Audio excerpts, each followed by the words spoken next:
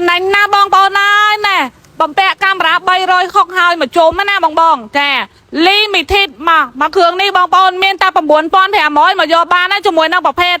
Highlander ឆ្នាំផលិត2008ចាដូររូបរាងណាថ្មីតឡើងតែម្ដងឡាននេះដោយប្រភេទឡានកដាស់ពុនចឹងបងម្ចាស់មុនគាត់ថែមណាឥឡូវទៅមើលផ្នែកខាងក្នុងមួយខ្ញុំហើយសម្រាប់បងណាដែលគាត់ឆ្លាញ់ពេញចិត្តជាមួយនឹងប្រភេទ Highlander បងនិយាយទៅគឺតែទលាយខ្លាំងមែនតែនចាមាន Android បំពាក់កាមេរ៉ា360ហើយមកជួបបងនិយាយរួមទៅសម្រាប់ប្រភេទឡាននីមួយៗយកទៅចំណេញថ្មីពុកគឺនៅថ្មីមែនតែនចាទីតាំងនេះបងចង់បានឡានស្អាតមកទីតាំងនេះកាន់តែ9500មកយកជាមួយនឹង Highlander ហើយម៉ាស៊ីនត្រជាក់មកចាទីតាំងបងដែលគាត់ចង់បានឡានស្អាតហើយមានច្រើនទេបងមកប្រហែលក៏អស់ដែរចិត្តអស់ស្តុកទៀតហើយសម្រាប់ប្រភេទ Highlander ចាតលាយក៏តលាយលក្ខណៈគ្រួសារក៏អី3ជួរចាសម្រាប់ប្រភេទ Highlander គឺថាជាប្រភេទឡានមួយដែលហាប់ធន់មាំតលាយការប្រើប្រាស់ទីប្រេងតិចចាចង់បានម៉ាស៊ីន4មានម៉ាស៊ីន4ចង់បានម៉ាស៊ីន6មានម៉ាស៊ីន6តែសម្រាប់មួយគ្រឿងនេះគឺជាប្រភេទ limited full option ពេញតែម្ដងចាមកជាមួយនឹងនេះដៃស្ដោងទៀតបងឆ្លាញ់ពេញចិត្ត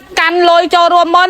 9500មកយកចេញឥឡូវឯកសារ2ស្លឹកតាក់មានបានភៅគ្រួសារចាការរៀបចំមិនហើយមកស្អាតកម្រាលជើងកម្រាលតាប់ឡូដាក់ជូនបងយកទៅគឺប្រើប្រាស់បានតែម្ដងសម្រាប់ប្រភេទ Highlander គឺអត់មានច្រើនទេលក្ខណៈដូររៀងបែបនេះចាប់ពី08ឡើងទៅគឺប្រែប្រួលរូបរាងហើយបងដែលគាត់មានឡានត្រូវការវាយដូរអាចវាយដូរបានបញ្ជាក់ជូនបងតម្លៃទិញដាច់រំលោះវាយដូរគឺតម្លៃសមរម្យដូចគ្នាឆ្លាញ់ពេញចិត្តអាចមើលបានហើយសំខាន់ការរៀបចំតុបតែងគឺមានហើយរួចជាស្រេចទេបង